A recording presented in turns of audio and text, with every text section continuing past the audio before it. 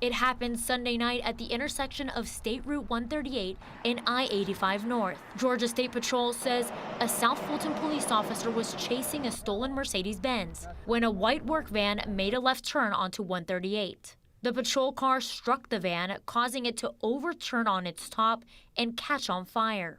The police officer was able to escape as his car went up in flames. He was taken to Grady Memorial with non-life-threatening injuries. The other 3 passengers were also rushed to Grady Memorial Hospital. The crash is still under investigation. And South Fulton police tell me that the police officer involved in the accident is 27-year-old Deontay Walker. He has been with South Fulton police for 9 months. Before that, he was with the Fulton Police Department. We sure hope he recovers.